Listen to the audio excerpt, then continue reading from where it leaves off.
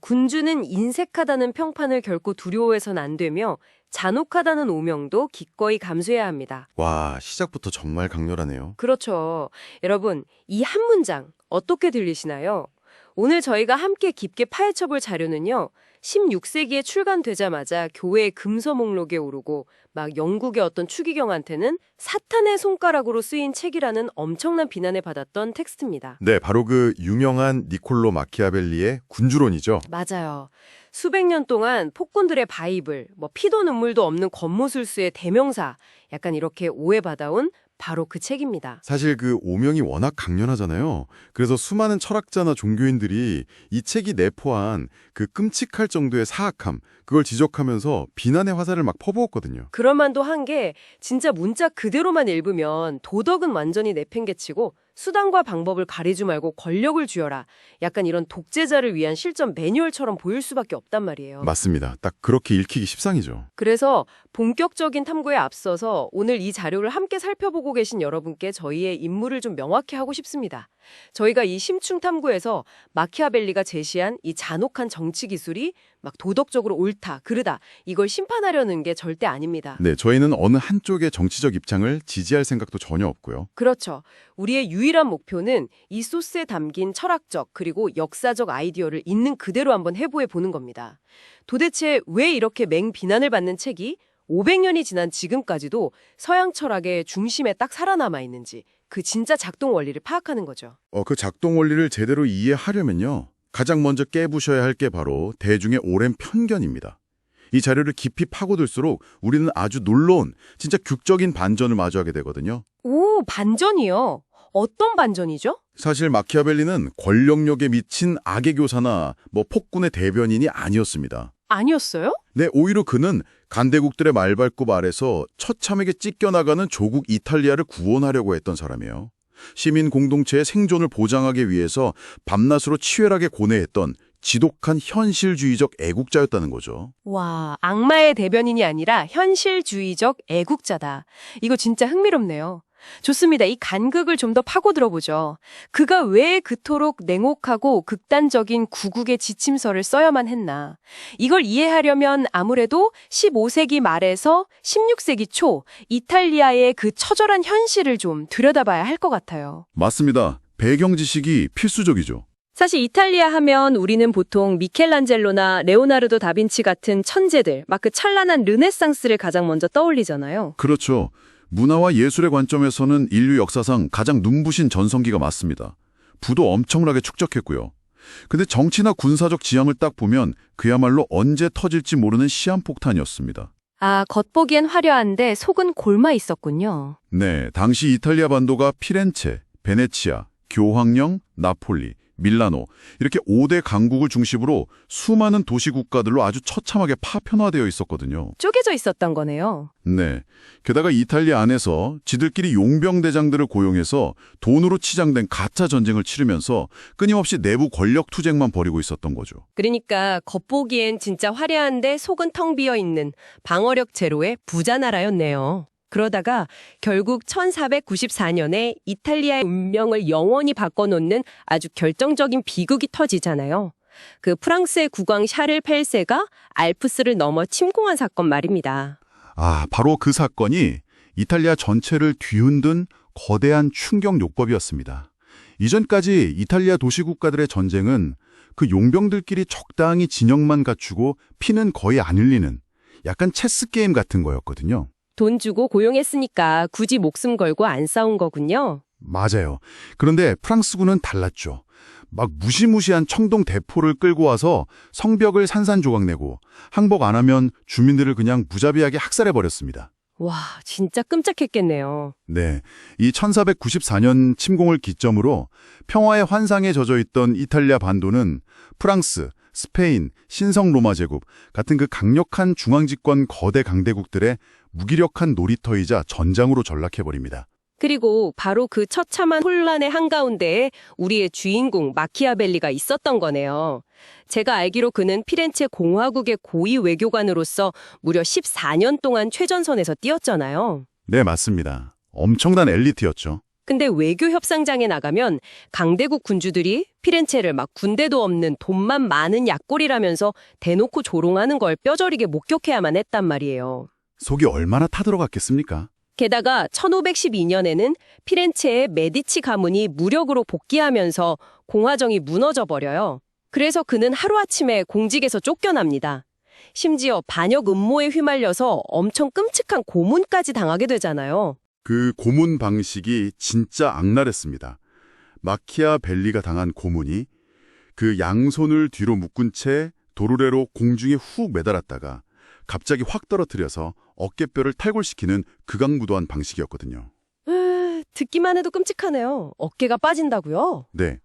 평생 조국을 위해 헌신한 44세의 그 고위 공무원이 밧줄에 매달려서 비명을 지르다가 결국 시골 변두리로 유배된 겁니다. 아, 처절하네요. 그래서 그는 낮에는 막 진흙투성이 옷을 입고 나무꾼들이랑 노름이나 하면서 시간을 때우다가 밤이 되면 쫙 광복으로 갈아입고 서재에 앉아서 고대 로마의 영웅들과 대화를 나누며 이 군주론을 써내려갔습니다. 철저한 절망과 굴욕 속에서 펜을 든 거죠. 아니 잠깐만요. 바로 그 지점에서 좀 논리적인 의문이 확 드는데요.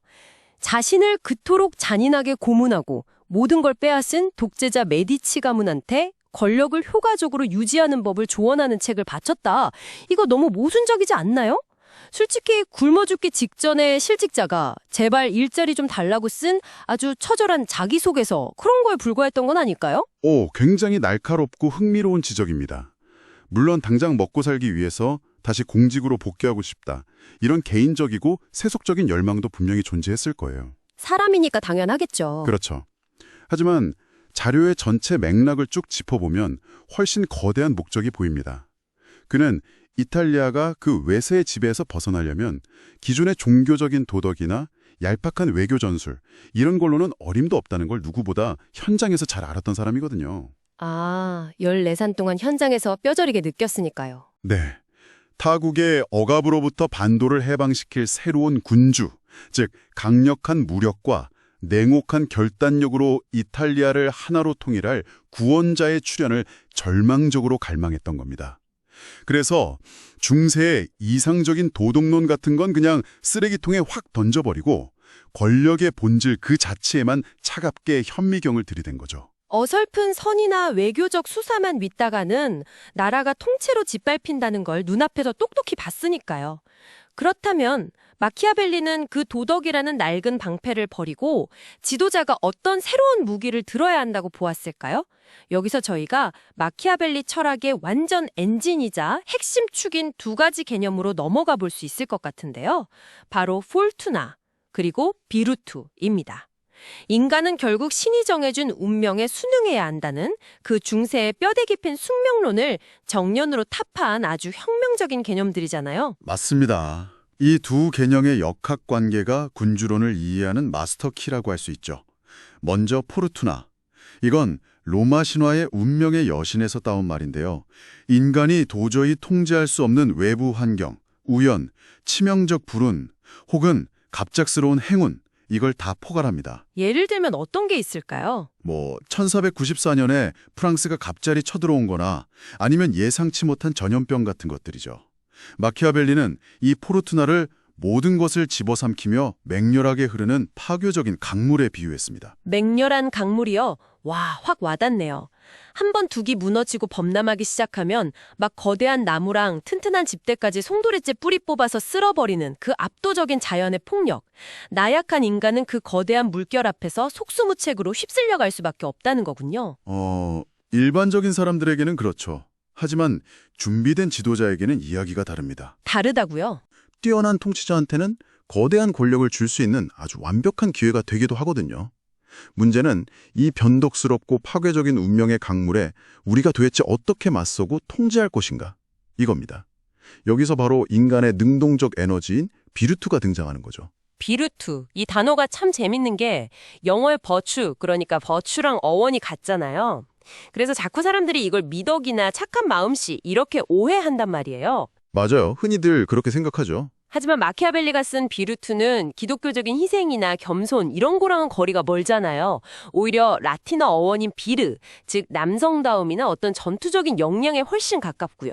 그러니까 국가의 생존을 위해서라면 도덕적 구속마저 가차없이 벗어던질 수 있는 통치자의 어떤 주체적 의지, 대담성, 그리고 선견지명. 저는 약간 이렇게 이해를 했거든요. 와, 완벽한 해설입니다. 아까 제가 했던 그 강물의 비유랑 연결해 볼까요?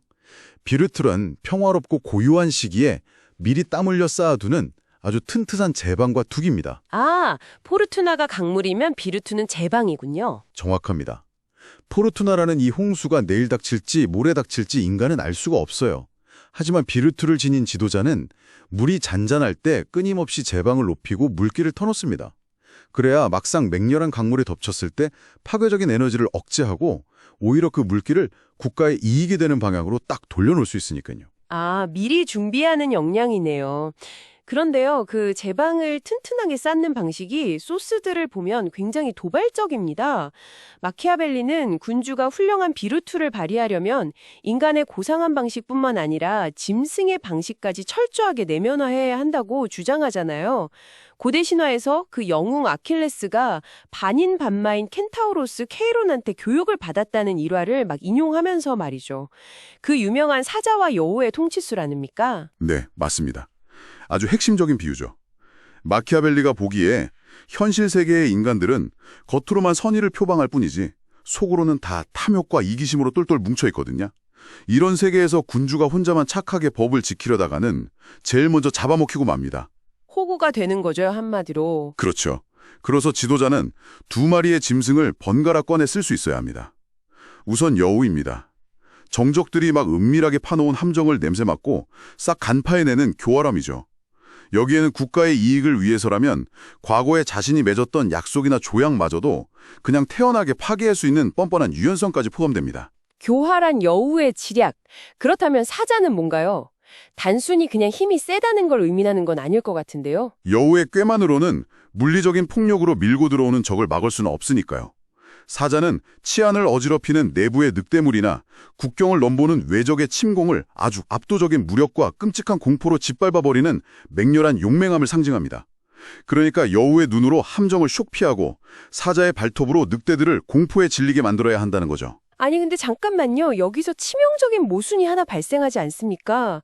국가 공동체의 생존을 위해서 시민들이 믿고 의지할 수 있는 그 튼튼한 제방, 비루투를 쌓아야 한다면서요. 네, 그렇죠. 근데 동시에 필요하다면 언제든 말을 싹 바꾸고 약속을 뒤집는 교활한 여우가 되라. 아니 통치자가 약속을 지키지 않는데 시민들이 그 제방이 안전할 거라고 어떻게 신뢰합니까? 제방이 무너질까 봐 불안해서 못 살죠. 마키아벨리도 바로 그 모순을 정확히 인지하고 있었습니다. 그리고 그의 대답은 진짜 소름 돋을 정도로 차갑습니다. 시민들이 국가와 군주에게 진정으로 바라는 것은 군주 개인의 도덕적 일관성이나 정직함이 아니라는 거예요. 그럼 뭘 바라는데요? 대중이 원하는 건 오직 자신들의 재산과 생명이 털리지 않고 밤에 두 다리 뻗고 푹 잘 수 있는 안전한 결과, 그 자체라는 겁니다. 결과요? 네, 군주가 정직하게 약속을 지키다가 나라가 외적한테 짓밟히는 것보다는 비열하게 약속을 어기고 속임수를 쓰더라도 적을 물리쳐서 평화를 가져다주는 쪽, 대중은 기꺼이 그쪽을 칭송한다는 철저한 결과주의적 통찰인 거죠. 결과가 모든 수단의 정당성을 부여한다. 와, 논리적으로는 무섭도록 치밀한데 이게 현실에서 정말 가능한 일일까요? 이 이론이 역사 속에서 어떻게 한치의 오차도 없이 완벽하게 구현되었는지 진짜 한편의 마피아 스릴러 같은 인물의 삶으로 한번 들어가 보시죠. 마키아벨리가 비르투의 완벽한 화신으로 막 극찬했던 바로 그 남자, 체사레 보르자의 이야기입니다. 체사레 보르자. 그는 교황 알렉산드르 6세의 사생아로 태어났습니다. 아버지의 막대한 자금력, 그리고 교황청의 군대라는 엄청난 포르투나, 그러니까 타인이 쥐어준 행운을 통해서 아주 쉽게 영토와 권력을 얻어냈죠. 문자 그대로 당대 최고의 금수저였습니다. 근데요, 마키아벨리의 이론에 따르면 타인의 힘에 기대서 너무 빨리 자라난 권력은 뿌리가 없는 나무랑 같잖아요. 그래서 작은 폭풍, 즉 포르투나에도 쉽게 탁 뽑혀버리는 취약함을 지니고 있지 않습니까? 그렇습니다. 언제가 아버지가 세상을 떠나면 자기 권력도 모래성처럼 스르륵 무너질 거란걸요. 아빠 찬스가 영원할 순 없으니까요. 그렇죠. 그래서 그는 자신만의 비루투를 발동해서 닥쳐올 홍수를 대비하기 시작합니다. 그가 여우의 기만수를 역사상 가장 완벽하게 구사했던 사건이 하나 있는데요. 바로 1502년의 시니갈리아 사건입니다. 아, 시니갈리아. 이 사건 전개가 정말 기가 막히거든요. 당시 보르자 밑에서 일하던 그 거물급 용병대장들이랑 오르시니 가문이 보르자의 힘이 너무 커지니까 이걸 견제하면서 막 반란을 모의하잖아요. 마조네라는 곳에 모여서 동맹을 맺고 보르자의 목을 확 조르기 시작합니다. 보통의 군주라면 어떻게 했겠어요? 당장 군대 이끌고 가서 전면전을 벌였을 텐데 보르자는 어떻게 대처했나요? 보르자는 자기가 당장 군사적으로 불리하다는 걸 아주 정확히 계산했습니다. 그래서 완벽하게 여우의 가면을 딱 씁니다. 분노하거나 당황하는 대신에 오히려 반란군들한테 엄청난 타협안이랑 막대한 돈, 더 높은 조건의 용병 계약서를 제시하면서 한없이 저자세를 취했어요. 굽힌 거네요. 네, 내가 가진 영토의 지배권은 당신들에게 주겠다. 나는 그저 타이틀만 있으면 된다. 막 이러면서 그들의 자만심과 탐욕을 엄청 교묘하게 자극한 거죠. 탐욕을 미끼로 삼아서 그 경계심을 완전히 무장해제시켜버린 거군요. 와, 진짜 치밀하네요. 맞습니다. 수많은 전쟁을 치른 그 달고 다른 노련한 오르시니 가문조차도 보르자에게 치밀하고 달콤한 친절에 깡짝 속아 넘어갔습니다. 완전히 안심한 그들은 보르자의 축하연회에 참석하려고 시니갈리아라는 해안 도시에 자신들의 주력 군대도 다 놔둔 채 평화롭게 딱 입성을 합니다. 헉, 군대도 없이요? 네, 그리고 방에 들어선 순간 미소를 짓고 있던 보르자의 병사들이 그들의 목을 졸라서 단숨에 다 몰살시켜버립니다. 세상에. 피를 거의 안 흘리고 자기 세력을 위협할 뿌리를 아주 영리하게 도려낸 진짜 소름 돋는 여우의 기만술이었죠. 여우의 딜약이 뭔지 아주 확실하게 보여주는 장면이네요. 그렇다면 늑대들을 쭉 찢어발기는 사자의 맹렬함, 그 무자비한 무력은 보르자가 어떻게 사용했습니까? 단순히 정적을 죽이는 걸 넘어서 대중을 통제해야 했을 텐데요. 그건 그가 새롭게 정복했던 로마냐 지역에서 벌어진 일입니다. 당시 로마냐는 도둑, 강도, 귀족들의 파벌싸움으로 법과 질서가 완전히 붕괴된 부법천지였어요. 보르자는 이 혼란을 힘으로 꽉 억누르기 위해서 레미로 데 오르코라는 매우 거칠고 잔혹한 성정을 가진 신복을 총독으로 딱 파견합니다. 신복을요? 네, 보르자의 전권을 위임받은 오르코는 진짜 가혹한 탄압과 피바란을 일으키면서 단숨에 로마냐의 질서를 회복시킵니다. 그러니까 한마디로 사냥개를 풀어서 늑대들을 막 물어뜯게 한 거군요. 근데 질서가 회복된 건 좋은데 사람들의 분노가 가만히 있었을 리가 없잖아요.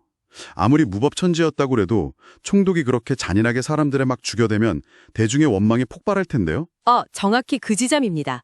질서는 잡혔지만 그 혹독한 통치에 지친 로마냐 주민들의 끔찍한 증오가 막 폭동 직전까지 부글부글 끓어오르고 있었어요. 그리고 그 증오는 당연히 총독의 배후에 있는 진짜 보스, 보르자를 향하고 있었죠. 이때 보르자는 대중의 심리를 조종하면 아주 기괴하고도 충격적인 결단을 내립니다. 어떤 결단이요? 어느 크리스마스 직후의 아침이었는데요. 체제나의 광장에 그 잔혹했던 총닭 오르코가 반토막이 난 시체로 떡하니 발견된 겁니다. 시신 옆에는 피 묻은 칼이랑 나무 도마가 덩그러니 놓여 있었고요. 와, 자기를 위해 손에 피를 묻힌 부하를 그냥 반토막 내서 버렸다고요? 저는 이 대목의 그 메커니즘이 정말 놀랍도록 현대적이라고 느꼈습니다. 이걸 저희가 한번 현대 비즈니스 상황에 비유해 볼까요? 오, 좋죠. 회사가 막 존폐 위기에 처해서 CEO가 구조조정을 싹 해야 돼요. 하지만 자기 손에 피를 묻히고 원망 듣긴 싫잖아요. 그래서 피도 눈물도 없는 엄청 잔혹한 외부 컨설턴트를 고용하는 겁니다.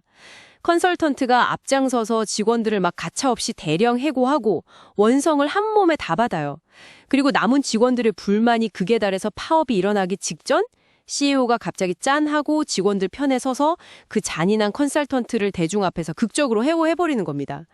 대중의 분노를 확 잠재우는 동시에 자기는 질서의 확립자이자 구원자로 남는 거. 이거 완전 고도의 설계 아닌가요? 그 심리적 메커니즘을 완벽하게 짚어내셨네요. 정확한 비유입니다.